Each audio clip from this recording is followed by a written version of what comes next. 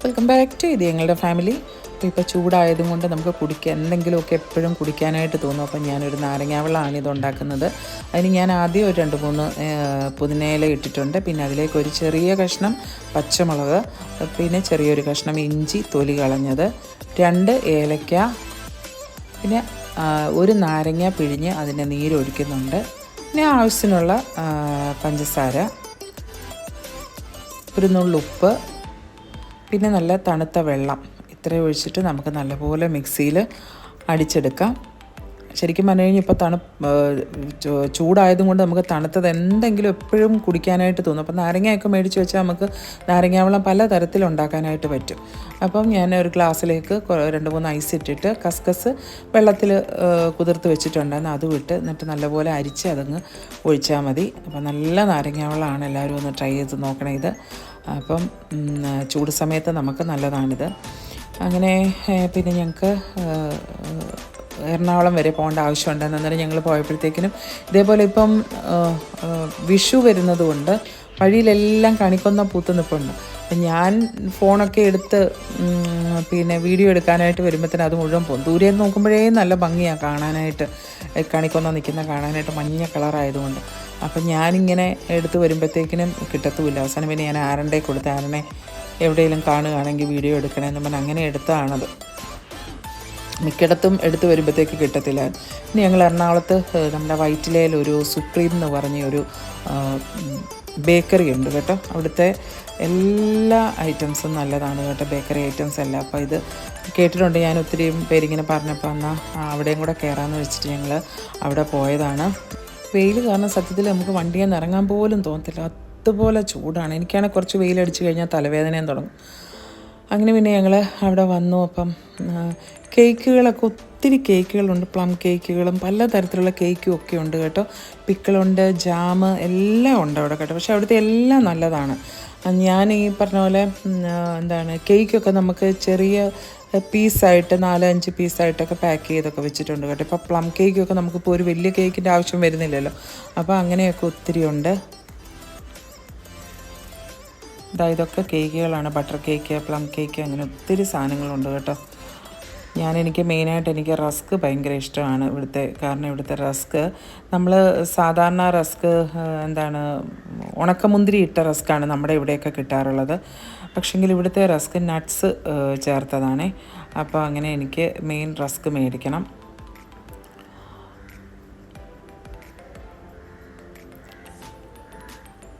അങ്ങനെ ഞങ്ങൾ പിന്നെ മുറുക്കൊക്കെ ഒത്തിരി ടൈപ്പ് മുറുക്കൊക്കെ ഇരിപ്പുണ്ടായിരുന്നു കേട്ടോ. ഇത് ബീട്രൂട്ട് മുറുക്കാണ്.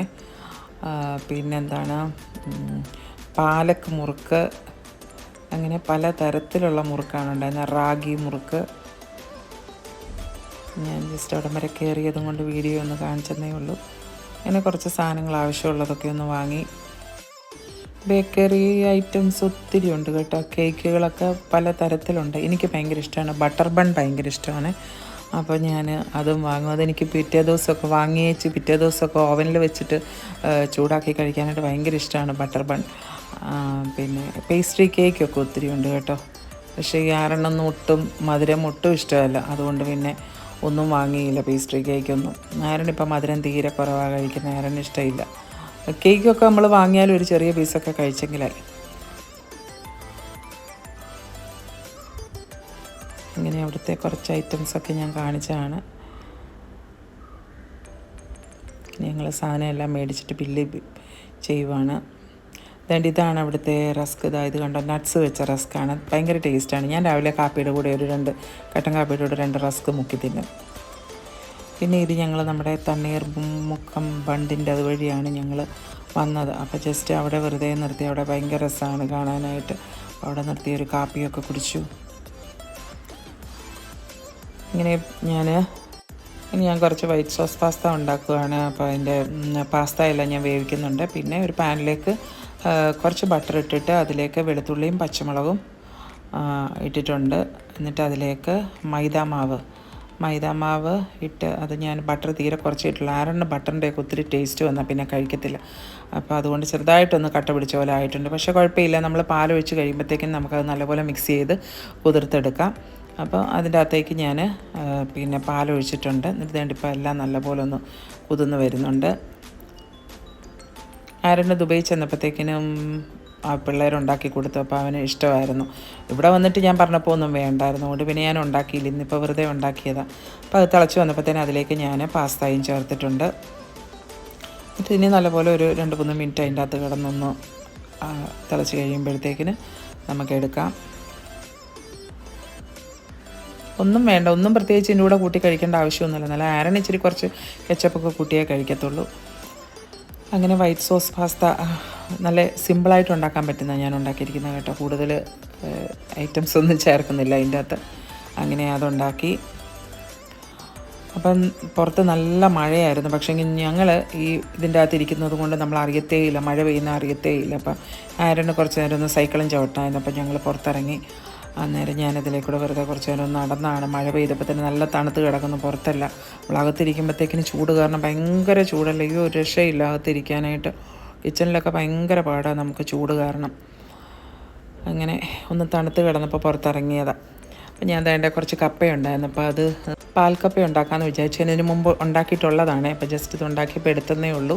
അപ്പോൾ കപ്പ വെന്ത് കഴിഞ്ഞപ്പോഴത്തേക്കിനും അത് വെള്ളമെല്ലാം ഊറ്റി വെച്ച് അതിലേക്ക് ഞാൻ കുറച്ച് ഉള്ളിയും പച്ചമുളകും വെളുത്തുള്ളിയും കൂടെ നല്ലപോലെ ചതച്ചിട്ടിട്ടുണ്ട്. എന്നിട്ട് 2ാം പാൽ അതിലേക്ക് ഒഴിച്ചിട്ടുണ്ട്.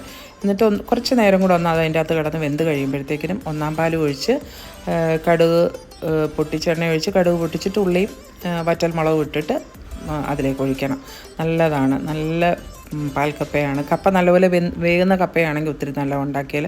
കഴിഞ്ഞ പ്രാവശ്യം ചിക്കൻ കൂട്ടിയാണ് കഴിച്ചത്. ഇപ്രാവശ്യം ഞാൻ ബീഫ് കറി കൂട്ടിയിട്ടായിരുന്നു. അപ്പം ഞാൻ പാൽക്കപ്പ ഉണ്ടാക്കിയെന്ന് പറഞ്ഞപ്പോഴത്തേക്കിന് കുറച്ച് പേർ എന്നോട് അതിൻ്റെ എങ്ങനെയാണെന്ന് ചോദിച്ചു. അപ്പോൾ ഞാൻ കഴിഞ്ഞ പ്രാവശ്യം ഉണ്ടാക്കിയതിൻ്റെ ലിങ്ക് ഞാൻ ഇതിൻ്റെ വീഡിയോയുടെ അടിയിൽ ഡിസ്ക്രിപ്ഷനിൽ കൊടുക്കാം കേട്ടോ. ഇത് പിന്നെ നമുക്ക് പെട്ടെന്നൊക്കെ എന്തെങ്കിലും ഒരു അപ്പം പോലെയൊക്കെ ഒന്ന് വൈകിട്ടോ രാവിലെയൊക്കെ ഉണ്ടാക്കാൻ എളുപ്പത്തിൽ ഉണ്ടാക്കാൻ പറ്റുന്ന ദോശയെന്നോ അപ്പം എന്നോ ഒക്കെ പറയാം കേട്ടോ. അതിന് ഞാൻ 1 കപ്പ് അരിപ്പൊടി, വറുത്ത അരിപ്പൊടി, 1 കപ്പ് ഗോതമ്പ് പൊടി, 1 കപ്പ് ചോറ്, 1/2 കപ്പ് തൈര്, പിന്നെ അതിലേക്ക് ആവശ്യത്തിനുള്ള ഉപ്പ് ഇട്ടിട്ടുണ്ട്. എന്നിട്ട് ഞാനൊരു 1.25 കപ്പ് വെള്ളം ഒഴിക്കുന്നുണ്ട്. എന്നിട്ട് ഇത് നമുക്ക് മിക്സിയിൽ നല്ലപോലെ അരച്ചെടുക്കാം. നല്ല ഫൈനായിട്ട് അരയണം. അപ്പോൾ നല്ലപോലെ നമുക്ക് അരച്ചെടുക്കാം. അപ്പോൾ ഇതിപ്പോൾ നല്ലപോലെ അരച്ചിട്ടുണ്ട്. എന്നിട്ട് നമുക്കിതൊരു പാത്രത്തിലേക്കാക്കി വെക്കാം. എന്നിട്ട് നമ്മൾ എപ്പോഴാണോ അപ്പം ഉണ്ടാക്കുന്നത് അതിന് തൊട്ട് മുമ്പ് നമുക്ക് കുറച്ചൊരു 1/4 ടേബിൾ സ്പൂൺ ബേക്കിംഗ് സോഡയും കൂടെ നമുക്ക് അതിലേക്ക് ചേർത്ത്, ഉണ്ടാക്കുന്നതിന് തൊട്ട് മുമ്പ് ചേർത്താൽ മതി. ചേർത്ത് നല്ലപോലെ നമുക്ക് ഇളക്കി അതൊന്നും അതിൻ്റെ അകത്ത് മിക്സ് ചെയ്യണം. എന്നിട്ട് നമുക്ക് ദോശ ഉണ്ടാക്കിയെടുക്കാം. എങ്ങനെ വേണമെങ്കിലും നമുക്ക് ഉണ്ടാക്കാം കേട്ടോ. ഇപ്പോൾ പാലപ്പം ഉണ്ടാക്കുന്ന പോലെ ഉണ്ടാക്കണമെങ്കിൽ കുറച്ചും കൂടി ഇത് ലൂസാവേണ്ടി വരും. അല്ല നമുക്ക് നെയ് റോസ്റ്റ് ഉണ്ടാക്കുന്ന പോലെ നല്ല കനം കുറച്ച് ഉണ്ടാക്കാം. അല്ലാതെ നമ്മൾ നല്ല കട്ട ദോശ ഉണ്ടാക്കത്തില്ല, അങ്ങനെയൊക്കെ ഉണ്ടാക്കാം കേട്ടോ. അപ്പോൾ നല്ല ടേസ്റ്റാണിത്. അപ്പോൾ എല്ലാവരും ഒന്ന് ട്രൈ ചെയ്ത് നോക്കണം. പെട്ടെന്ന് നമുക്കിപ്പോൾ രാവിലെ ഓഫീസിൽ പോകേണ്ടവരിപ്പം നമ്മൾ ദോശയ്ക്ക് ആട്ടിയിട്ടില്ല, അല്ലെങ്കിൽ അപ്പത്തിന് ആട്ടിയിട്ടില്ല, അങ്ങനെയൊന്നും ഇല്ലെങ്കിൽ നമുക്ക് പെട്ടെന്ന് എളുപ്പത്തിൽ ഉണ്ടാക്കാൻ പറ്റുന്ന ഒരു ദോശയാണ് കേട്ടോ. ദോശ എന്നാൽ അപ്പം എന്താണെന്നാ പറയാം കേട്ടോ. കുഴപ്പമില്ല, എന്ത് കറി വേണേലും കൂട്ടി കഴിക്കുകയും ചെയ്യാം. നല്ല ടേസ്റ്റാണ്. അപ്പം ഞങ്ങളിതിന് ചിക്കൻ കറിയായിരുന്നു കൂട്ടിയത്. നല്ല സോഫ്റ്റാണ്. എനിക്ക് തോന്നുന്നു ദോശയെക്കാളിലും നല്ല സോഫ്റ്റാണ്. ഗോതമ്പ് മാവും കൂടെ ഒക്കെ ചേരുന്നതുകൊണ്ടാണെന്ന് തോന്നുന്നു. നല്ല സോഫ്റ്റാണ് അത് ഉണ്ടാക്കിയാൽ. അപ്പോൾ എല്ലാവരും ഇതൊന്ന് ട്രൈ ചെയ്ത് നോക്കണം. പിന്നെ ഇപ്പം ഞാൻ ഈ ഉണ്ടാക്കിയ പോലെ അല്ലാതെ നല്ലപോലെ കനം കുറച്ച് പരത്തിയിട്ട് കുറച്ച് നെയ്യോ എന്തെങ്കിലുമൊക്കെ ഒന്ന് മുകളിൽ ഒഴിച്ചിട്ട്, എണ്ണയാണെങ്കിലും ഓയിലാണെങ്കിലും അല്ലെങ്കിൽ നെയ്യാണെങ്കിലും ഒഴിച്ച് വെച്ച് നമുക്ക് ഇതേപോലെ കനം കുറച്ചും എടുക്കാം കേട്ടോ. അങ്ങനെയും ഉണ്ടാക്കാം. അല്ല ഇനിയും പാലപ്പത്തിന് ചട്ടിക്കകത്ത് ഉണ്ടാക്കണം എന്നുണ്ടെങ്കിൽ, ആ പാലപ്പത്തിനെ പോലെ ഉണ്ടാക്കണം എന്നുണ്ടെങ്കിൽ കുറച്ചും കൂടെ നമ്മൾ മാവ് ലൂസാവണമെന്നേ ഉള്ളൂ. ലൂസാക്കിയിട്ടാണെങ്കിൽ നമുക്ക് ഉണ്ടാക്കാം കേട്ടോ. ഇതേപോലെ മുകളിൽ കുറച്ച് നെയ്യ് ഇടിച്ചു കൊടുത്തിട്ട് നമുക്ക് അങ്ങനെയും ഉണ്ടാക്കിയെടുക്കാവേ. അപ്പോൾ എല്ലാവരും ഇതൊന്ന് ട്രൈ ചെയ്ത് നോക്കണം. പിള്ളേർക്ക് ടിഫിൻ കൊടുത്തു വിടണേലോ നമുക്ക്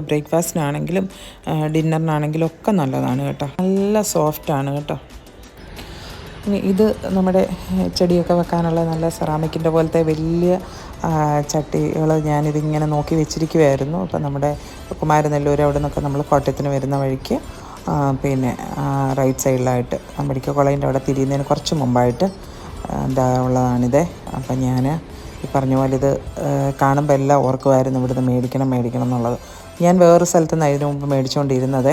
അപ്പോൾ ഇവിടെ പക്ഷേ കുറേ അധികമുണ്ട്, വലിയതൊക്കെ ഉണ്ട്. നമുക്ക് ഇൻഡോർ പ്ലാന്റ്സ് ഒക്കെ വെക്കാൻ പറ്റുന്ന നല്ല ഭംഗിയുള്ളതൊക്കെ ഉണ്ട്. പക്ഷേങ്കിൽ കുറച്ച് റേറ്റ് കൂടുതൽ, 850, 900 ഒക്കെ അവർ ആ വലുതിനൊക്കെ പറയുന്നത്. അപ്പോൾ അതുകൊണ്ട് പിന്നെ ഞാൻ അതൊന്നും നോക്കിയില്ല, ചെറുതെടുത്തു. അപ്പം നമ്മുടെ ഈ ചെറിയ വീഡിയോ ഇഷ്ടപ്പെട്ടെങ്കിൽ ലൈക്ക് ചെയ്യുക, നിങ്ങളുടെ കമൻറ്റുകൾ അറിയിക്കുക. അടുത്ത വീഡിയോയിൽ കാണുന്നവരെ ടേക്ക് കെയർ, ബൈ ബൈ.